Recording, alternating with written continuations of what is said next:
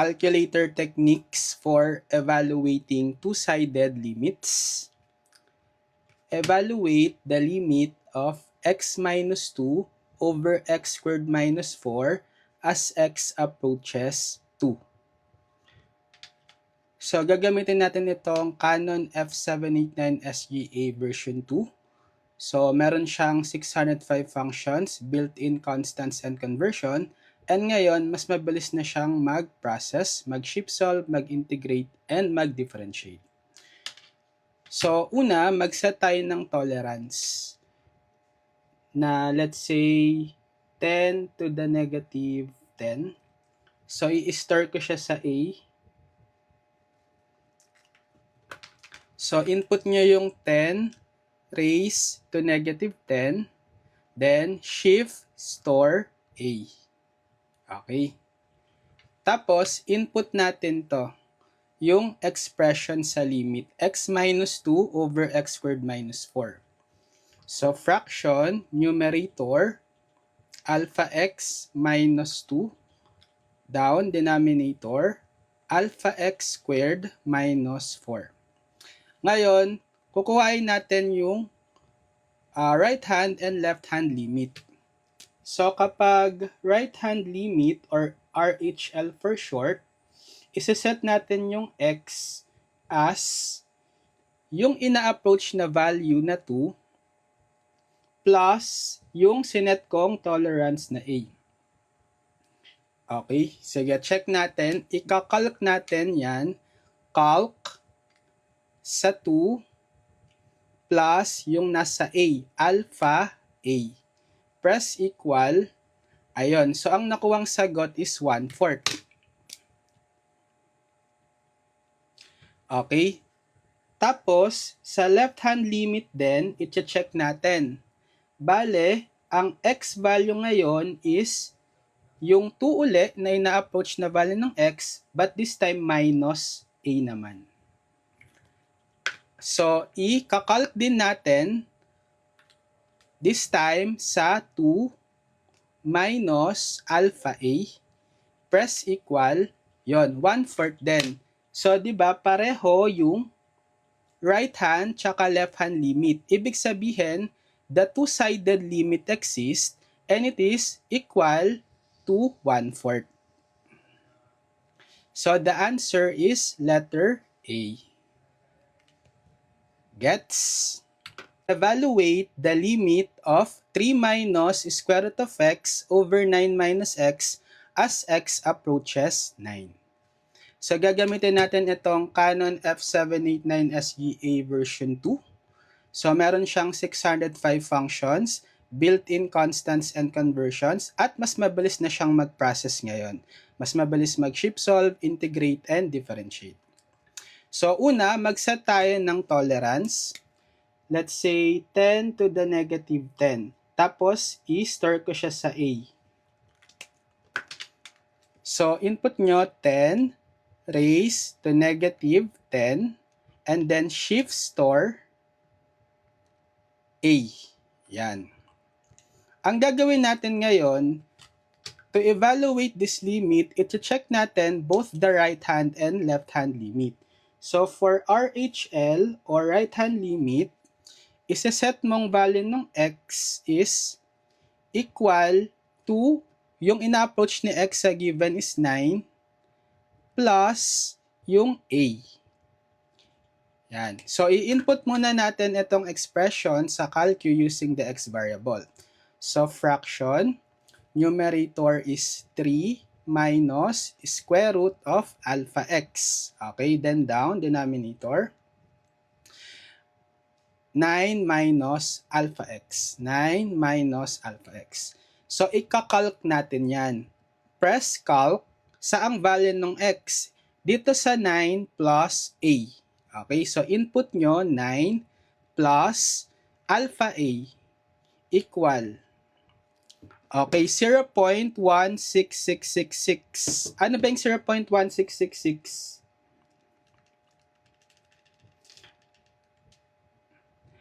Diba ano siya? 1/6.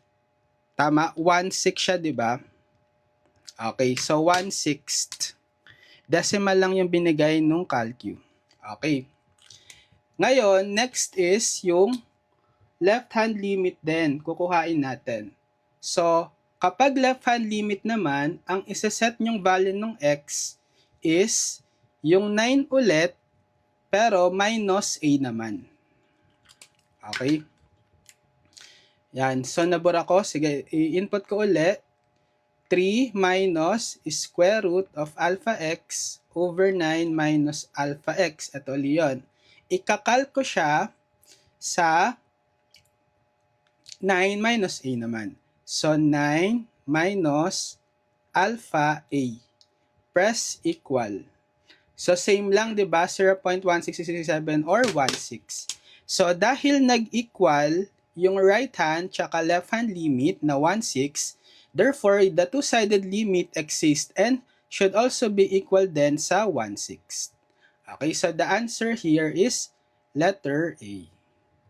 Evaluate the limit of 3x squared minus 17x plus 20 over 4x squared minus 25x plus 36. Yan. So, gagamitin natin itong Canon F789 SGA version 2. So, meron siyang 605 functions, built-in constants and conversions, at mas mabilis na siyang mag-process ngayon. Mag-shift solve, mag-integrate, and differentiate. So, una, mag-set tayo ng tolerance. Let's say, 10 to the negative 10 ang gagamitin ko. At i-store ko siya sa A. Yan. So, input nyo lang yung 10 raised to negative 10, tapos shift store A. Okay, yan. Tapos, gagamitin natin dito yung concept ng right hand tsaka left hand limit. So, kapag right hand limit, i-evaluate natin tong given expression at x is equal to 4. Yung ina-approach na value ng x, 4, plus etong sinet nating a. Okay. Input ko muna tong expression sa calcu using the variable x. So, fraction, numerator is 3x squared minus 17x plus 20. So, 3 alpha x squared minus 17 alpha x plus 20. Down, denominator naman, 4x squared minus 25x plus 36. Okay? So, 4 alpha x squared minus 25 alpha x plus 36. Yan, ikakalk nyo ngayon to. Calc dito sa 4 plus a. So, input nyo 4 plus alpha a. Press equal. Ayun, so 1 yung nakuha nyong sagot. Ngayon, next is i-check din natin sa left-hand limit. Kapag left-hand limit, i-evaluate naman natin tong function sa x equal to, so 4 ulit, but this time minus a naman. Yan. So, sa na-input natin dito, calc natin ulit. Calc sa 4 minus alpha a equal 1 din. So, di ba, nagkaroon ng same value na 1, yung right hand tsaka left hand limit, ibig sabihin, the two-sided limit exists and should also be equal to 1. So, the answer is letter B. Evaluate the limit of 2 minus square root of 4 minus x over x as x approaches 0.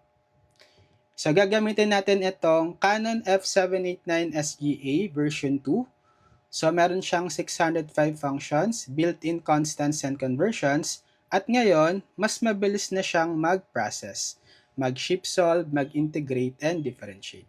So, ang unang gagawin natin, magsiset tayo ng tolerance. I will use 10 to the negative 10 at i-store ko siya sa A. So, input nyo lang 10 raised to negative 10 shift store A. Tapos, gagamitin natin yung concept ng right hand tsaka left hand limit.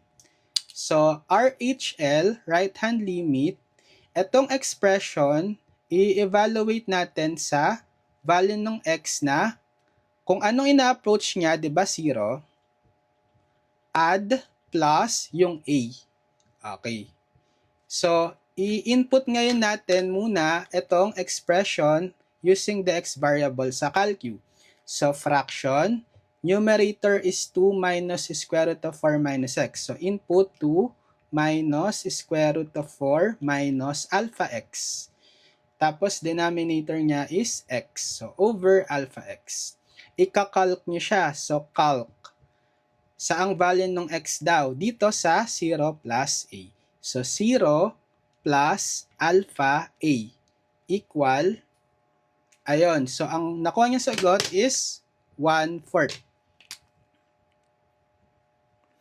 Next naman is yung left-hand limit or LHL. Isa-set naman nating value ng x is 0 uli. Ngayon, minus a naman.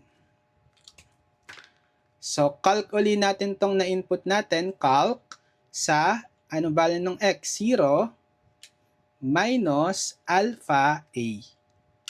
Press equal. 1/4 din. So, dahil nag-equal yung right hand tsaka left hand limit sa 1/4, therefore, the two-sided limit exists and should also be equal to 1/4. So, the answer is letter C. Evaluate the limit of x cubed plus 8 over x plus 2 as x approaches -2. Yan. So, gagamitin natin itong Canon F789 SGA version 2. So, meron siyang 605 functions, built-in constant and conversion, at mas mabilis na siyang mag-process ngayon. Mag-shift solve, mag-integrate, and differentiate. So, unang step, mag-assign tayo ng tolerance. I will use 10 to the -10. Tapos, i-store nyo siya sa A. Okay. So, input nyo yon yung 10 raised to the -10. Shift, store, A. Yan. Tapos, gagamitin natin yung concept ng two-sided limits, yung right hand tsaka left hand. So, kapag right hand limit or RHL, i-evaluate natin tong expression sa x equal to yung ina-approach niyang value, di ba, -2 plus etong a. Yan. So, input lang natin muna tong expression. So, fraction. X cubed plus 8. So, alpha x exponent 3 plus 8. Okay, down. Denominator is x plus 2. Alpha x plus 2. Yan. Ika-calc nyo siya ngayon. Calc. Saang value ng x? Dito sa -2 plus a. -2 plus alpha a equals 12. So, ang nakuha nating right hand limit is 12. Next, yung left hand limit din kukuhain natin or LHL. Isa-set naman nating value ng x is so -2 ulit, pero ngayon minus a na. Yan. So, itong na-input nyo, i-calc nyo siya ulit. Calc sa ang x value sa -2 minus alpha a equal. So, 12 din. So, ibig sabihin, pareho yung right hand tsaka left hand limit na 12. So, the two-sided limit exists and should also be equal to 12. The answer is letter A.